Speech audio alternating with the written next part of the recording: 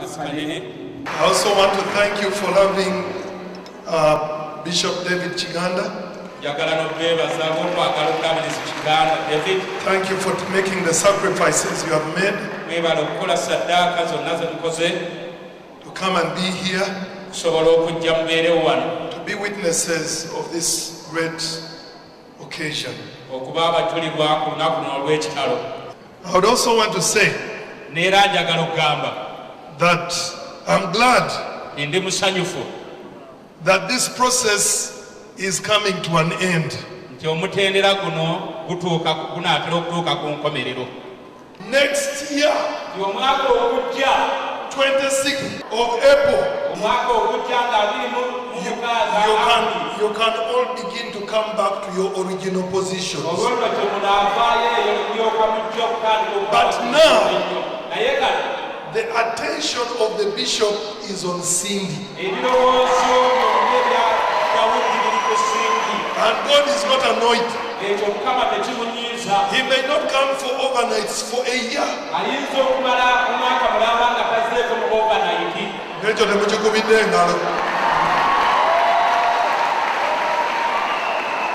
He may not go preaching everywhere he has been preaching for a year. It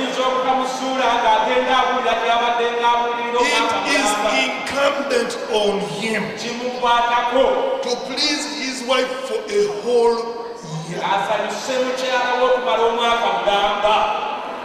Now some of you who are used to being close to Bishop all the time, 1 year.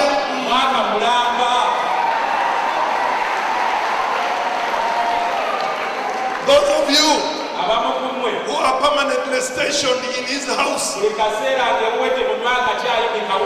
year.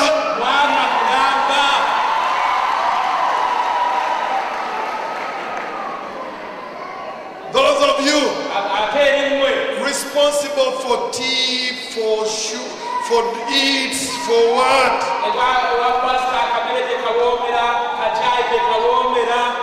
1 year.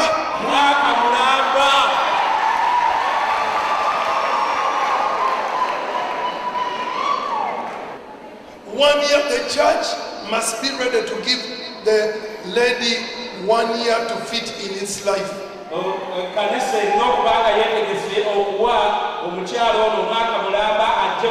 This man has married a wife. He has not married a choir master. He has not married a preacher. He has not married an evangelist. He has married a wife.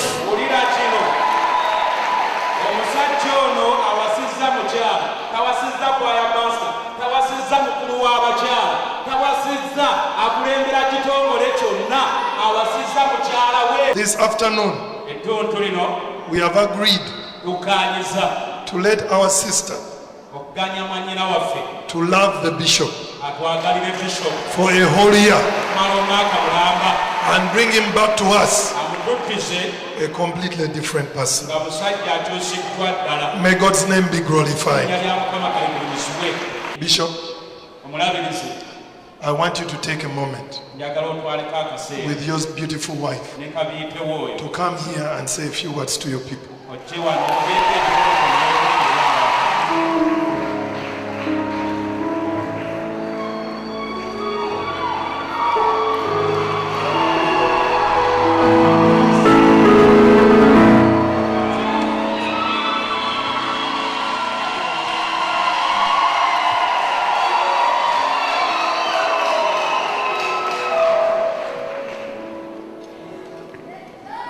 Praise the name of the Lord.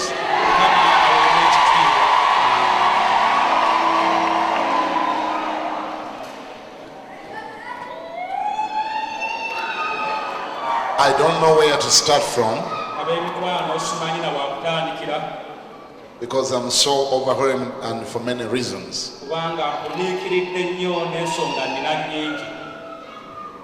But one of the reasons is this great gift God has given unto me.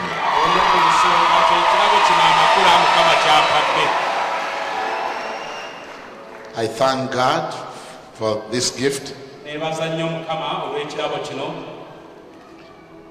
For sure, I can confirm that I've been remembered by God. nkakasa gye muli Katonda azijukidde. Life has not been that easy. Obulamu gyendi tebubadde bwangu nnyo. And for many years. Ate okutwala emyaka mingi. But I want to give God all the glory njagala okuddisa Mukama ekitiibwa kyonna for being faithful olw'okubeera omwesigwa to me.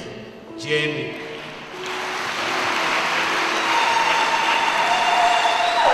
I also want to thank God for all of you, njagala okwebaza Mukama ne ku lwa mwenna, and even those that are not here but maybe listening by airwaves. n'abo abatali wano naye osanga nga bawulira oba ku mpewo za rediyo. I want to thank God for all of you who have been praying for me. njagala okwebaza mwenna ababadde bansabira. Thank you very much for loving me. Mwebale nnyo olw'okunjagala. Thank you for standing with me. Mwebale olw'okuyimirira nange. Thank you also for understanding me. Ab'emikwano mwebale n'okuntegeera. Sometimes it is a friend who happen not to be hypocrites. Olumu mukwano yamaliriza nga tafuuse munnanfuusi. Real friends do understand each other. Emikwano bw'aba mukwano gwo waddala akutegeera oba bategeeragana. Thank you for understanding me. Mwebale okuntegeera. I appreciate all the love. Nsiima okwagalibwa kwonna. Appreciate all the support. Nsiima obuwagizi bwonna. And actually, since this was unveiled to you, Era kikukya kino mukitegeera. you have actually shown me very wonderful support. Mumpadde obuwagizi obutagambika. Today is not a day for speaking too much. Luno si lunaku lwange olw'okwogera ennyo. It is maybe my day to smile. Osanga lunaku lwange lwa kumwenyaako.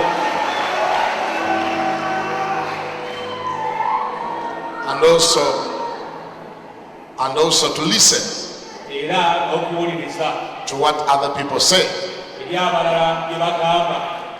Maybe before I leave this microphone, I should take this opportunity to appreciate my great friend, Nga sinnaka kazindaalo kano njagala okusiima mukwano gwange ennyo Bishop Michael Chaze. omulaluzi Michael Jackson. Thank you for being a friend. Weebale okubeera mukwano gwange. The relationship between the two of us blesses me big time. Enkolagana ab'omukwano wakati wange naawe kuntwala wala nnyo. I value you so much.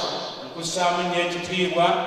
Thank you for being a man of God in this city Weebale okubeera omusajja wa Katonda mu kibuga kyaffe. and in this nation. Omulembe gwe tulimu. What can I say? Abaaye njogere ki nete ki. I appreciate fellow pastors that are here. Nsiima abasumba bannange abali wano. I can see many pastors are here. Ndaba abasumba bangi abazze wano. Thank you for coming. Weebale nnyo okujja. I appreciate you very much. Basiimira ddala. I can see some friends from the US. Ndaba n'ebimu ku mikwano okuva e America. When we had our first wedding in Harare, Zimbabwe, Bwe twali n'embaga yaffe yasooka mu Harare, Zimbabwe, on the 6th of April, nga 6 Apuli, we were as well overwhelmed like today naye nno watuuniikiriza nnyo ng'ekiri wano. because great things happened there. Kuba ebintu eby'ekitalo byaliyo sayiriza eyo. And we thank God for those great things that happened in Harare, Zimbabwe. Twebaza Mukama olw'ebyekitalo ebyaliwo e Harare, Zimbabwe. We had good time. Twafuna akaseera akalungi. Thank all of you who came to Harare. Beebaza mwenna abamperekerako e Harare. I have my best man here, Pastor Samuel Mutiaba, is coming from Boston, USA. Nina mukwano gwange wa besimani wange Pastor Samuel Mutyaba ava Boston. He flew from the US just for this. Yabuuka okuva mu Bumerika n'ajja lwa nsonga eyo. He was with us in Harare and he has waited until this day. Twali ffenna e Harare era alinze okuddayo paka ku lunaku luno. I appreciate my family, Njagala okusiima ab'amaka gange. my children. Thank you very much for the support. Abaana bange mwebale It's not common, it's unusual.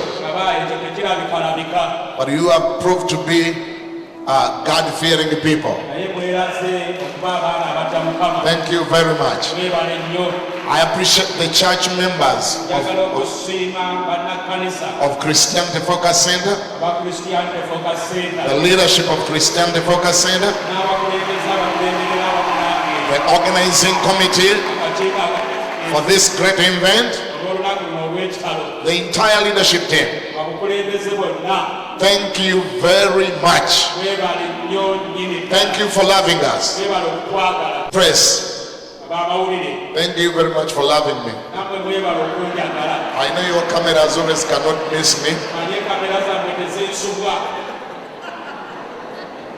To God be the glory.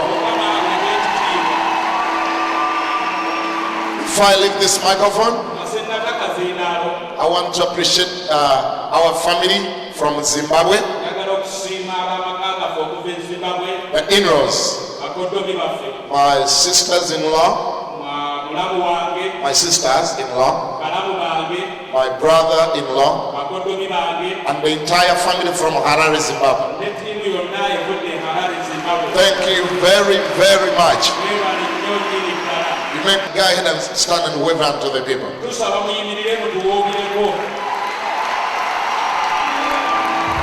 Thank you for loving us. Maybe I know time has gone, but my dear wife has got to say something.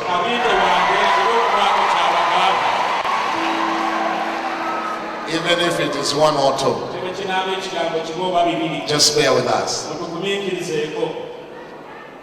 Is that okay? Thank you.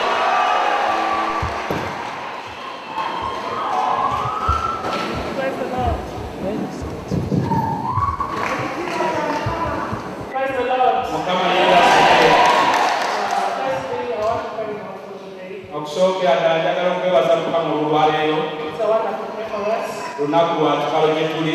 And I want also to appreciate the men of God. With a wonderful message.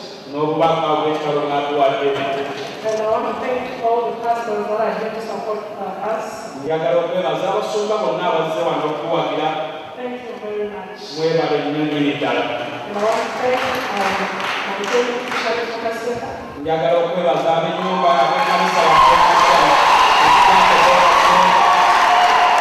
Thank you so much for the love that I showed you since I've been introduced to you. You've been so wonderful to me. May God bless you. We are winding up on the service.